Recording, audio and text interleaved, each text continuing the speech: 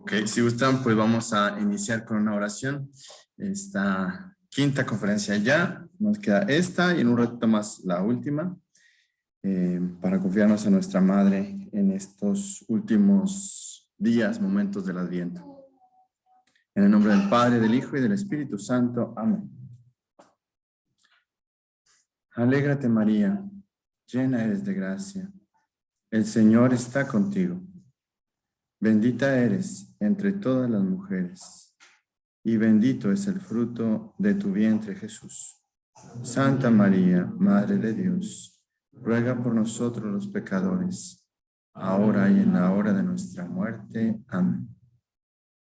Nuestro Padre San Juan, ruega por nosotros. En el nombre del Padre, del Hijo y del Espíritu Santo. Amén. Pues muy bien. Estamos hablando sobre las consecuencias de la encarnación del Hijo de Dios, del Verbo de Dios en nuestra carne. Y hasta ahorita hemos mencionado pues varios aspectos, ¿verdad? Que el Hijo de Dios, haciéndose verdadero hombre, ya era verdadero Dios, pero haciéndose verdadero hombre, de alguna manera redime para enseñarnos a ser hijos. El que es hijo nos enseña a ser hijos. Y la primera dimensión que veíamos era la familia, cómo quiso asumir una familia, teniendo un papá, una mamá, viviendo una vida de hijo, estando sometido a sus padres, siendo obediente a María y a Jesús. Bueno, de repente se fugó, ¿verdad? Pero esta desobediencia, entre comillas, a José y María, en realidad era una obediencia a Dios. Tenía que estar en las cosas de Dios, dice Jesús. También vimos cómo el Verbo hecho carne, al asumir nuestra corporalidad, nuestra humanidad, también redimió el trabajo. Él fue un hombre que trabajó porque era pobre, necesitaba trabajar con su padre el carpintero. También vimos, fue la conferencia de ayer en la noche, cómo pues algo que es íntimamente ligado a nuestro cuerpo es la sexualidad. La sexualidad no es solo una cuestión cultural, es también una cuestión corporal, biológica, de nuestra mente y de nuestro cuerpo. Y al asumir un cuerpo, el Hijo de Dios también asume la sexualidad humana. ¿Y cómo la redime? Pues curiosamente a través de una vida, bueno, curiosamente, maravillosamente a través de una vida de virginidad y castidad, ¿verdad? La vida que Jesús eligió para salvar, redimir la sexualidad humana es viviéndola él mismo a través de una virginidad consagrada. Y después él mismo inaugura esta vía de redención para muchos otros que él llama, ¿verdad? A esta vocación que, como él dice, no es para todos, no todos la entienden, pero que sí es una vocación auténtica de santificación. Y ahorita vamos a ver la redención de la salud y la enfermedad, porque hablar del cuerpo es también hablar de esto. Les decía, pues, cuando nos tropezamos, ahí nuestro cuerpo nos dice, ay, aquí estoy, ¿verdad? Y duele mucho. Cuando nos duele una muela, a mí no me ha dolido, gracias a Dios, pero gente que le duelen las muelas o que tiene problemas de dolores de cabeza, pues se ve con una carota, ¿verdad? Se ve que sufren porque, pues, el cuerpo dice, aquí estoy y pues hace su presencia, ¿verdad? Es decir, la enfermedad, el sufrimiento y también la alegría, ahorita hablaremos en la otra plática sobre el placer y la alegría, son parte integrante de la humanidad. Cuando nacemos, nacemos con dolor, ¿verdad? Y cuando morimos, pues por lo general hay algo de dolor. Y en toda la vida experimentamos sufrimiento, dolor, enfermedad. Sabemos que esto es una consecuencia del pecado. Dios creó al hombre para la inmortalidad, pero a causa del pecado, la muerte y la enfermedad entraron en el mundo. Pero la cuestión aquí es hacer ver o reflexionar, meditar sobre estas situaciones de enfermedad y aún de salud como un espacio para encontrarnos con Dios. Si realmente consideramos la salud y la enfermedad como un lugar, un espacio para dar gracias a Dios, vivir de Dios, encontrarnos con el Verbo hecho carne. Y de hecho, no sé si a ustedes les ha tocado, pero hay muchas espiritualidades en donde en estos tiempos de Navidad, yo lo vi en Francia, en algunos lugares, lo vi en Italia también, integran la cruz en el pesebre. Es decir, el pesebre lo ponen ya con el niño Jesús crucificado. Muy curioso porque desde que nace, como dice el cantito, ¿verdad? Titiriteando de frío, el niño Jesús empieza a experimentar el dolor, el sufrimiento.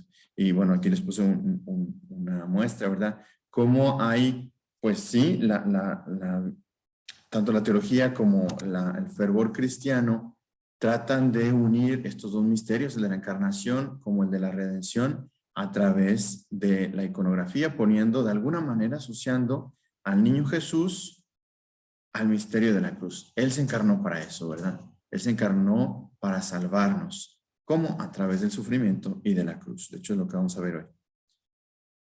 Y entonces, pues sí, hay muchas espiritualidades, iconografías, nacimientos que hacen ver la relación íntima entre estos dos misterios. Si Jesús encarnó, Él que es eternamente feliz, eternamente inmutable, se volvió alguien que puede padecer, que puede sufrir. Miren, esta es otra pintura que me gusta mucho, de un holandés, en donde María se ve asociada al misterio de la cruz del Hijo. Esto será la conclusión a la que llegaremos. No sé por qué la puse aquí, pero bueno, la usamos de una vez. Ahí vemos cómo, de hecho a mí cuando yo veía esta pintura, a mí al principio me causaba problemas porque pues en el Evangelio dice que estaban ahí, ¿verdad? Junto a la cruz de Jesús, María y Juan y otras mujeres. Y pues se entiende que María estaba de pie y parada, ¿no? Como en vela, confiando en las promesas de Dios. Y aquí el pintor la pone pues caída, derrumbada, desmayada. Pero después un padre me enseñó a verla y desde entonces me gusta mucho porque lo que trata de expresar el autor pues no es como una ilustración de lo que dice el Evangelio, sino una ilustración de lo que pasó en el misterio de la compasión de María. María en realidad se hace vulnerable, participa de alguna manera de la ofrenda de Jesús. Y cuando lo ve uno en detalle, pues vemos eso. Vemos que María está en la misma posición que Jesús. Está sufriendo lo mismo que sufrió Jesús. Y casi es como un baile, una danza, ¿no? Y que van a abrazarse los dos. María tiende los brazos a Jesús, Jesús tiende los brazos a María. Y es muy bonito, aunque no dice, no representa lo que pasó en la cruz de manera literal, sí lo representa de manera mística, ¿verdad? Esa unión de María a la ofrenda de Jesús. También está esta pintura muy sorprendente, es de un americano, no me acuerdo el nombre, que me gusta mucho, en donde vemos a un Jesús, nada que ver con lo que estamos acostumbrados a ver, ¿verdad? Un Jesús derrotado, angustiado, solitario, con una mirada perdida, es muy impresionante. Y los colores de la pintura ayudan mucho a entrar en pues en esa agonía de Jesús, ¿no? Es un rostro de mirada casi derrotado, es muy impresionante. Pero eso es lo que vivió el Verbo encarnado, ¿verdad? Desde su nacimiento, a lo largo de la vida, Él conoció el sufrimiento. Acordémonos que en la cruz también dice, Dios mío, ¿por qué me has abandonado? Conoció lo que era la soledad. Es un misterio, ¿verdad? Que Jesús experimente eso. Pero bueno, reflexionemos un poquito en ese sentido. Miren, aquí hay otra imagen de lo que les decía. Ahí vemos un niño Jesús en el pesebre, pero crucificado. Muy curioso, ¿verdad? Como toda una fervor de querer unir estos dos misterios, el nacimiento de Jesús, la encarnación, con la cruz. Y bueno, existe un documento que en particular a mí me ha ayudado mucho y se lo recomiendo también trabajar. No es muy largo, es cortito, es un poco denso teológicamente, como los textos de San Juan Pablo II, pero que en realidad da muchas pistas de respuesta. Él mismo dice que su propósito no es dar una respuesta definitiva al problema del mal y del sufrimiento, pero sí da muchas pistas fáciles de comprender para entrar en un porqué de esa gran pregunta, ¿no? ¿Por qué existe el mal? ¿Por qué existe el sufrimiento? Si Cristo ya nos salvó, ¿por qué seguimos sufriendo? ¿Por qué seguimos experimentando las consecuencias del mal y del pecado? Precisamente el Verbo se hizo carne para salvarnos, ¿no? Y entonces, ¿por qué seguimos muriendo? ¿Por qué seguimos sufriendo? ¿Por qué sigue existiendo el mal en este mundo? Y yo creo que todos nos enfrentamos a esa pregunta de alguna manera u otra, ¿no? Sobre todo cuando hemos experimentado el mal de manera muy cercana. Para muchos el sufrimiento, la pérdida de algún ser querido, ha sido motivo de alejarse de Dios. Yo conozco muchos testimonios de personas que podrían asegurarlo, ¿no? Eran muy fervientes en la fe, llega un momento de prueba, muere algún ser querido y las personas se alejan de Dios. ¿Por qué sienten que Dios no los escuchó? Tal como Jesús dice en la cruz, ¿verdad? ¿Por qué me has abandonado? Y bueno, les propongo que leamos algunas pequeñas cositas que pone ahí San Juan Pablo II y retomemos algunos textos bíblicos para tratar de entender cómo, de contemplar, dijimos que no íbamos a entender, pero contemplar cómo el verbo de Dios asume el sufrimiento y le da un sentido. Sin duda alguna, lo que es más duro cuando estamos en el sufrimiento es la falta de sentido. Tal vez ese sufrimiento de falta de sentido lo que causa más problemas, ¿verdad? Me acuerdo mucho, ya se los he contado a los hermanos novicios, un jovencito que acompañé, 18 años, de repente los asaltan a él y a su hermano, el asaltante pues dispara, le da a él en la espalda y lo hace cuadripléjico, ¿verdad? 18 años, cuadripléjico de por vida. Entonces solo puede mover el rostro, solo puede mover el cuello y pues bueno, con una vida prometedora, inteligente, estudiaba, etcétera, tenía novia y pues ahora se ve cuadripléjico de por vida. Pues no va a poder hacer nada con su cuerpo, ¿verdad? Y el sufrimiento más que el físico, pues porque realmente no sufría en su cuerpo, sí sufría en su corazón por la falta de sentido, ¿no? De hecho, los momentos más duros que experimentó, hasta donde yo lo acompañé, ya no pude seguirlo porque me cambié de localidad. Los momentos más oscuros que vivía era precisamente tratando de buscar el porqué de esa situación. ¿Por qué ese sufrimiento le llegó? De hecho, la gran pregunta que todos nos hacemos es, ¿qué hice para merecer esto? Si yo estaba cerca de ti, yo creía en ti y ahora sufro esto. Y pues bueno, cuando empezó, tenía mucha esperanza de ser sanado por los tratamientos de células madre y todas esas cosas que bueno, estaban en bastante boga hace algunos años y todavía lo están. Pues él tenía mucha esperanza de recuperar la movilidad, pero pues pasaban los meses y era evidente que no lo iban a recuperar. Solo un milagro, ¿verdad? Pero el milagro nunca llegó. Entonces la esperanza cuando iba perdiendo, cuando se iba enfrentando a esa realidad de que nunca más iba a volver a caminar, 18 años, nunca más iba a volver a abrazar, a tocar a nadie. Esos eran los momentos más duros, cuando entraba en la soledad y aceptar la realidad de ese sufrimiento, ¿verdad? Pues bueno, fue muy difícil. Ya después le perdí la vista, alguien más lo acompañó, pero les digo, lo más duro del sufrimiento es cuando no se experimenta una razón. Cuando yo hice algo malo y tengo un castigo, ok, lo puedo tolerar.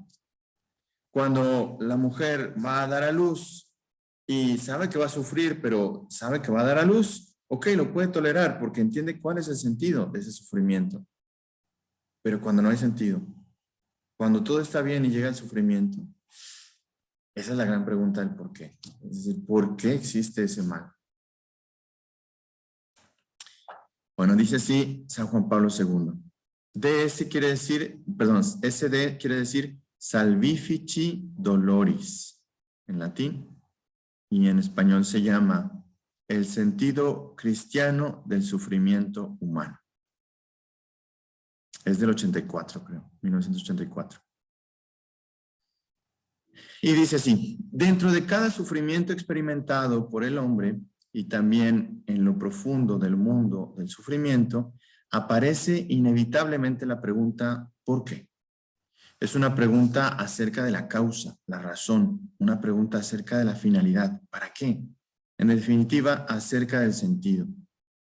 Esta no solo acompaña el sufrimiento humano, sino que parece determinar incluso el contenido humano. Eso por lo que el sufrimiento es propiamente sufrimiento humano. Obviamente, el dolor, sobre todo el físico, está ampliamente difundido en el mundo de los animales. Pero solamente el hombre, cuando sufre, sabe que sufre y se pregunta por qué. Y sufre de manera humanamente aún más profunda si no encuentra una respuesta satisfactoria. Es lo que decíamos, ¿verdad? Si no hay esa respuesta al por qué sufro, se sufre aún más.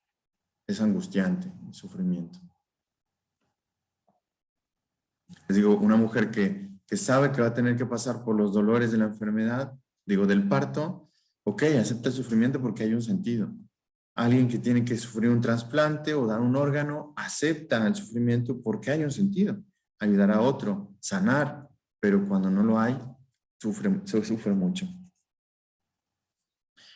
Jesús se muestra cercano al sufrimiento y aquí vemos ya lo que decíamos, que el verbo de Dios se encarnó para redimir también el sufrimiento humano.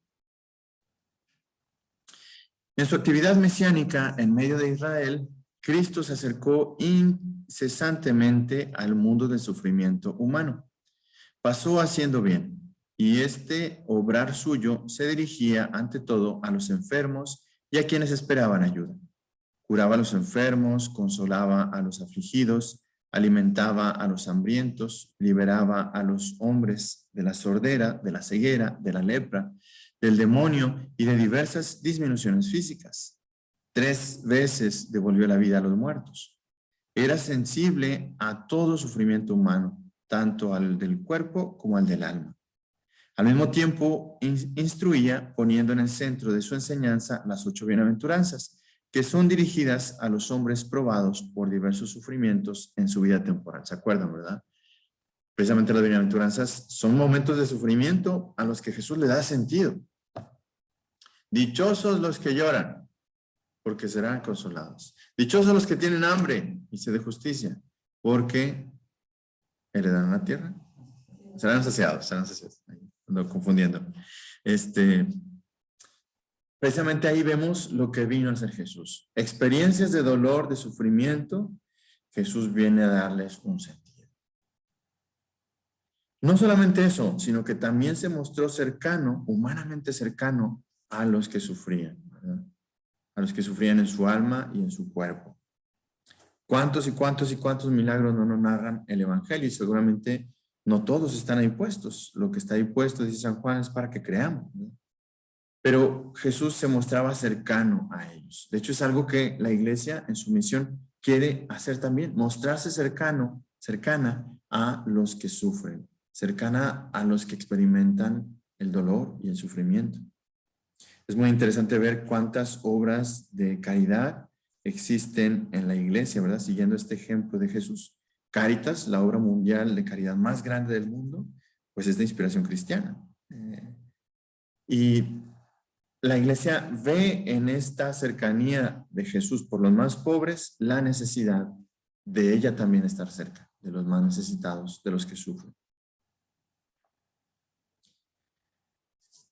En Salvifici Doloris, el Papa San Juan Pablo II hace un análisis de lo que en el Antiguo Testamento podría acercarnos ya a la respuesta a esta pregunta del sentido del porqué del dolor y del mal. Y claro que llega al libro de Job, porque sabemos bien que el libro de Job aborda textualmente esa pregunta. Vamos a leer lo que ponemos aquí. Dice, el caso de Job presenta muy bien el sufrimiento sin sentido, es decir, no hay una causa por la cual Job, algo que haya cometido él, que le mereciera ese castigo, ¿verdad? Pero al final, Dios mismo reprocha a los amigos de Job por sus acusaciones y reconoce que Job no es culpable. El suyo es el sufrimiento de un inocente. Debe ser aceptado como un misterio que el hombre no puede comprender a fondo con su inteligencia. El libro de Job no desvirtúa las bases del orden moral trascendente fundado en la justicia, como las propone toda la revelación de la antigua y la nueva alianza. Es decir, que el mal tiene una consecuencia de castigo, ¿verdad? El hombre desobedeció y sufrió un castigo, ¿verdad? Que acuérdense que Dios les había dicho, ¿verdad? Si desobedeces vas a tener un castigo. No fue injusto, Dios les había dicho, ¿verdad? Lo que iba a pasar. Así, este orden se guarda. El libro de Job no va en contra de este orden, pero nos presenta una nueva faceta. A la vez, el libro demuestra con toda claridad que los principios de este orden no se pueden aplicar de manera exclusiva y superficial en estos casos. Si es verdad que el sufrimiento tiene un sentido como castigo cuando está unido a la culpa, no es verdad, por el contrario, que todo sufrimiento sea consecuencia de la culpa y tenga carácter de castigo. Esto estaba muy presente en el Antiguo Testamento y de hecho los amigos de Job dejan muy claro a través de sus argumentos que seguramente Job había hecho algo malo, por eso Dios lo castigaba. Y la consecuencia, la respuesta es que no. No, Job no hizo algo malo y como respuesta a eso Dios lo castigó, sino que realmente es el sufrimiento de un justo. Si el Señor consiente en probar a Job con el sufrimiento, lo hace para demostrar su justicia. El sufrimiento tiene carácter de prueba. El libro de Job no es la última palabra de la revelación sobre este tema. En cierto modo, es un anuncio de la pasión de Cristo. Pero ya en sí mismo es un argumento suficiente para que la respuesta a la pregunta sobre el sentido del sufrimiento no esté unida sin reservas al orden moral, basado solo en la justicia. O sea, si existe el sufrimiento, no es solo una cuestión de justicia, de orden moral, de consecuencias de algo malo. Es la famosa sentencia de San Agustín, ¿verdad? Que dice, si Dios permite un mal, es para algo mejor, porque lo experimentó en carne propia, ¿verdad? Si Dios permitió que hubiera pecado, es para sobreabundar en gracia. Y San Agustín lo vivió en carne propia. Pero entonces, esta respuesta que vino a traer Jesús, esta redención del sufrimiento, de la enfermedad, del mal, del pecado, que vino a traer Jesús, ¿en qué consiste? Consiste precisamente en la propuesta de la salvación. Salvación significa precisamente eso, ser liberado del mal. De manera última, es ser liberado del mal último. ¿Cuál sería el mal último, hermano Antonio? Estar separado de Dios. El peor mal de todos sería estar separado de Dios, privado de ese bien mayor que es Dios. Entonces, la salvación que vino a traer Jesús es precisamente eso, estar liberados del mal, pero sobre todo del mal mayor. La misión del Hijo unigénito consiste en vencer el pecado y la muerte. Y Él vence el pecado con su obediencia hasta la muerte y vence la muerte con su resurrección, ¿verdad? La gran pregunta para nosotros es, bueno, ¿y las consecuencias por qué no lo vemos? De hecho, me acuerdo mucho que se reflexionaba en algún grupo que estuve, ¿por qué Jesús hacía tantos milagros y ahora no vemos nada? No vemos milagros, no vemos que ciegos se curen, que enfermos sanen, que muertos resuciten. Y bueno, la reflexión a la que llegamos, ¿estamos seguros de eso? O sea, ¿realmente no hace milagros Dios en nuestra vida? Hay muchos milagros documentados, ¿no? Hay muchos milagros de que a través de la intercesión de algún santo, a través de la intercesión de la iglesia, Dios puede sanar. Pero existen esos milagros y también existen los milagros ordinarios, ¿no? Los milagros de una cirugía lograda, de una enfermedad, una pandemia controlada, no sé. Bueno, la verdad es que podemos tener una mirada muy pesimista sobre esto, pero también una mirada bastante positiva sobre esto. Dios sigue obrando para salvarnos. Como resultado de la obra salvífica de Cristo, el hombre existe sobre la tierra con la esperanza de la vida y de la santidad eternas. Y aunque la victoria sobre el pecado y la muerte conseguida por Cristo con su cruz y resurrección no suprime los sufrimientos temporales de la vida humana, ni libera del sufrimiento toda la dimensión histórica de la existencia humana, sin embargo, sobre toda esta dimensión y sobre cada sufrimiento, esta victoria proyecta una luz nueva, que es la luz de la salvación. O sea, ese sentido de la esperanza. Jesús vino a traer esperanza, la esperanza de ser salvados, la esperanza de ser sanados. Y acuérdense como dice el apóstol San Pablo, la esperanza nunca se pierde, porque la esperanza no falla, porque es de Dios. Es la certeza de que Dios cumple sus promesas. O sea, la manera en cómo Jesús vino a redimir el sufrimiento, el mal, el pecado, es a través de la salvación. ¿Cómo? Adhiriéndonos en la fe, adhiriéndonos a Él en la esperanza, en el amor. Pero además, Cristo también vino a dar sentido al sufrimiento humano. ¿Cómo? Adhiriendo nosotros, uniendo nuestro sufrimiento a su sufrimiento. Es lo que poníamos en la foto de María al inicio.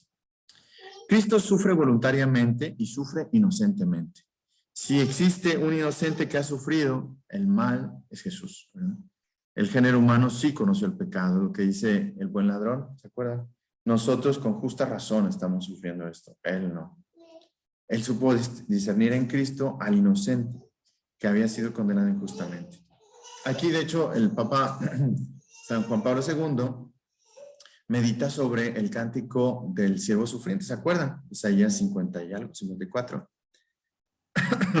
Y pues hace ver cómo ese sufrimiento de Cristo es el sufrimiento de un inocente. Y no fue cualquier sufrimiento, no fue el sufrimiento más grande. También dice San Pablo, me amó y se entregó por mí. Perdón, aquí no puse las citas, no sé por qué. El apóstol San Pedro en su primera carta dice, habéis sido rescatados no con plata y oro corruptibles, sino con la sangre preciosa de Cristo, como cordero sin defecto ni mancha. Y el apóstol San Pablo dirá en la carta a los Gálatas, se entregó por nuestros pecados para librarnos de este siglo. Y en la carta a los Corintios, habéis sido comprados a precio, glorificad pues a Dios en vuestro cuerpo. ¿Ven? Cómo los apóstoles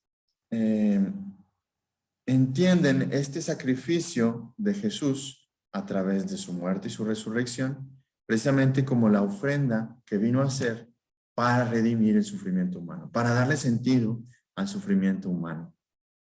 ¿Cómo? Invitándonos, primero ofreciéndonos la salvación y segundo, invitándonos a unirnos a su sufrimiento. Con estas y con otras palabras semejantes, los testigos de la nueva alianza hablan de las grandezas de la redención que se lleva a cabo mediante el sufrimiento de Cristo. El Redentor ha sufrido en vez del hombre y por el hombre. Todo hombre tiene su participación en la redención. Cada uno está llamado también a participar en ese sufrimiento mediante el cual se ha llevado a cabo la redención. Está llamado a participar en ese sufrimiento por medio del cual todo sufrimiento humano ha sido también redimido. Es lo que dice San Juan Pablo II. A través del sufrimiento de Cristo, todos los sufrimientos humanos son redimidos. ¿Cómo es eso? Pues porque nos invita a darle sentido uniéndonos al sufrimiento de Cristo. Estás en un momento de crisis, de prueba, de sufrimiento, de tristeza. Une tu sufrimiento a la ofrenda de Jesús para la salvación del género humano, para la gloria del Padre, para el cumplimiento de la voluntad de Dios. Ven, la otra vez citábamos a Jesús en Getsemaní, que estaba sufriendo y que decía, si es posible que se aleje de mí este cáliz, pero que no se haga mi voluntad, sino la tuya. Jesús dio sentido a ese sufrimiento. ¿Ven? Que se haga tu voluntad. Que sea tu gloria. Llevando a efecto la redención mediante el sufrimiento, Cristo ha elevado juntamente el sufrimiento humano a nivel de redención. Consecuentemente, todo hombre en su sufrimiento puede hacerse también partícipe del sufrimiento redentor de Cristo. Yo creo que esto es el centro del mensaje que quería dar en esta conferencia. Ven, Cristo no solamente vivió cercano de los que estaban sufriendo, curó a muchos, tanto en su alma como en su cuerpo, y sigue curando en su alma y en su cuerpo a través de su iglesia, a través de los sacramentos, sino que también ofrece la salvación para dar sentido, para dar esperanza en medio del sufrimiento. Y también nos invita en la fe a unir nuestro sufrimiento al que Él ofreció al Padre. Entonces, ven, esta es la premisa. Unir nuestro sufrimiento al sufrimiento de Cristo para así participar de su misión redentora.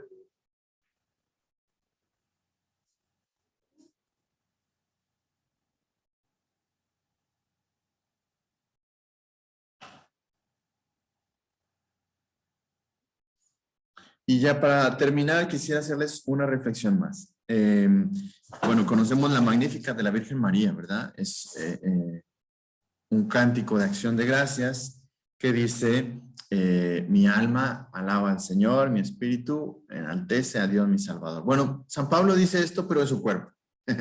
No lo dice con respecto a su alma y su espíritu, sino con respecto a su cuerpo. En la carta a los Filipenses, no lo puse ahí completo, nada más puse Filipenses 1:20, 19:20, Pablo está dando gracias de la situación que está viviendo. Él está en la cárcel y ha tenido que padecer, ¿verdad? Ha tenido que sufrir por el anuncio del evangelio. Y dice lo siguiente: yo sé que esto servirá para mi salvación gracias a vuestras oraciones y la ayuda prestada por el Espíritu de Jesucristo, conforme a lo que aguardo y espero, que en modo alguno seré confundido. Antes bien, que con plena seguridad, ahora como siempre, Cristo será magnificado. La palabra en griego es esta, ven, megaluntesetai,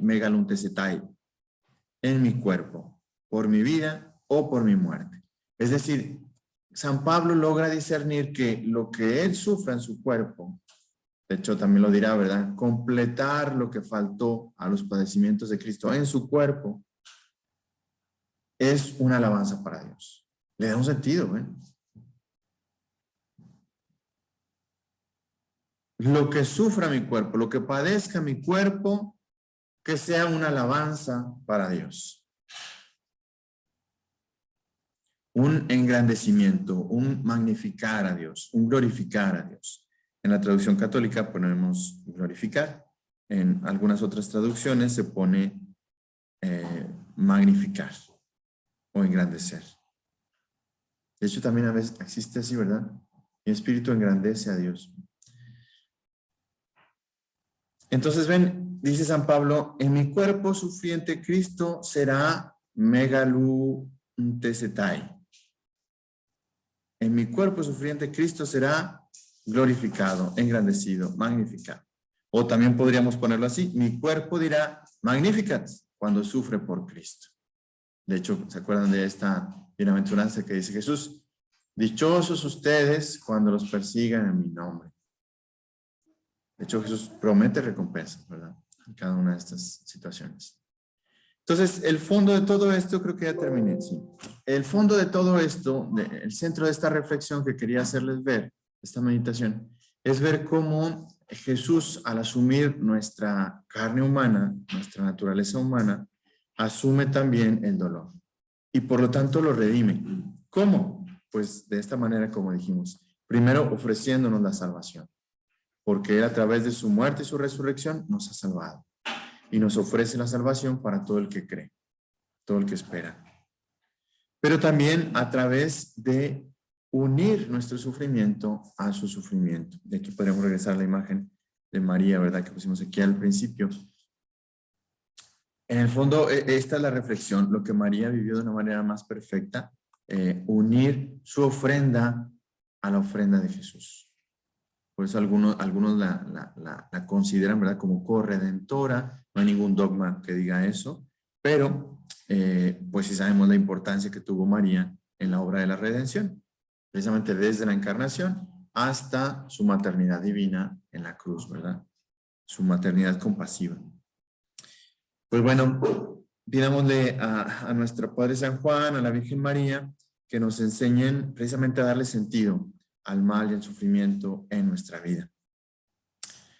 ¿Tienen alguna pregunta? ¿O algo que no quedó claro, que quieren compartir? ¿Algún aspecto importante? Sí, hermano Felipe. ¿Podría Jesús encontrarse enfermo? Si Jesús se enfermó. A María, hay que preguntarle a María si le preparó tecitos o calitos. El Evangelio no dice que se haya enfermado.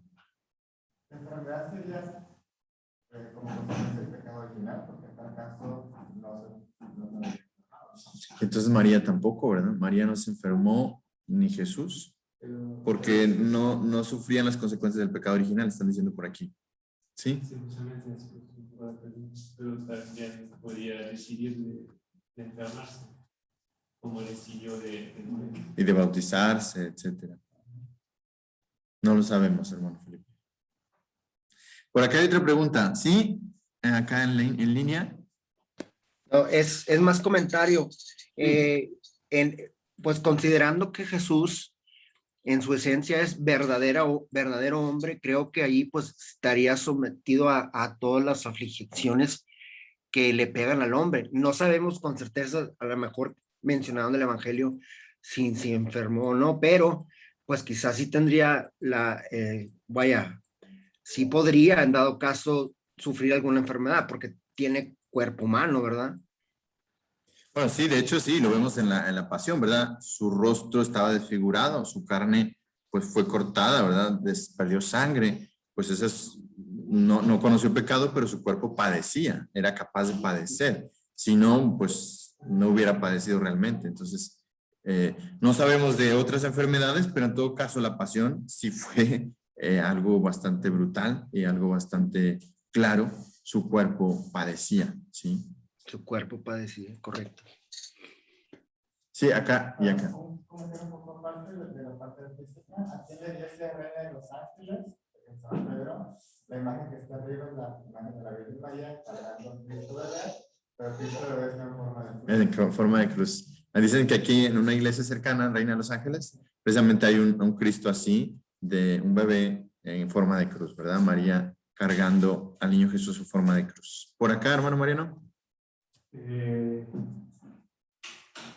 pongo a meditar que María es como, pues sucede con ella algo muy particular, pues en todos los aspectos, pero en el sufrimiento y en el dolor hay como una parte mística, digamos, en la que ella no sufrió, digamos, en su cuerpo, por lo menos no sabemos, pero como esto todo repercutió en su interior, aún en la pasión. Me dicen por acá que María pues no conocía el pecado, pero sí tenía esa capacidad también de padecer, seguramente en su interior. Entonces, incluso la muerte, pues, la tradición dice pues, que no sufrió la muerte, ¿verdad? Algo que Jesús sí padeció. Y ¿a qué voy con esto? Que me hace mucho pensar también en los sufrimientos, digamos, morales o espirituales que podemos tener en nuestra vida espiritual. Pues pueden ser igual de fuertes que el sufrimiento físico. Y es algo que María, pues yo creo que manifiesta en el momento.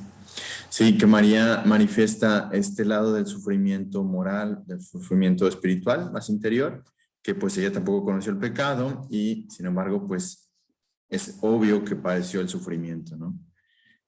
También Verónica tiene una pregunta por aquí. Ay, perdón. Sí, bueno, también es un comentario igual sobre esto que me hacía pensar cuando decían de que no sabemos si sufrió la enfermedad nuestro Señor, pero definitivamente sí padeció pues todo el sufrimiento de la pasión. Y recordaba, eso me hacía recordar sobre algunos de los descubrimientos que se han hecho en los milagros eucarísticos, ¿verdad?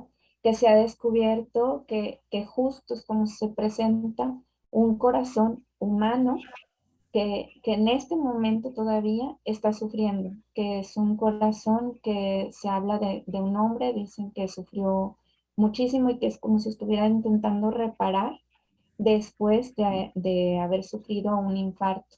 Así lo ven como equivalente a un sufrimiento de infarto o de varios infartos que se han tenido. Lo que Muy me bien. hizo acordarme ahorita. Muchas gracias, Verónica. Bueno, si gustan, vamos a hacer una pausa de 15 minutitos y a las 12:30 regresamos para la última charla. ¿De acuerdo? Gloria al Padre, al Hijo y al Espíritu Santo, como era en un principio, ahora y siempre, por los siglos de los siglos. Amén. No voy a cortar la llamada, la voy a dejar así y voy a subir de una vez las presentaciones si quieren irlas bajando.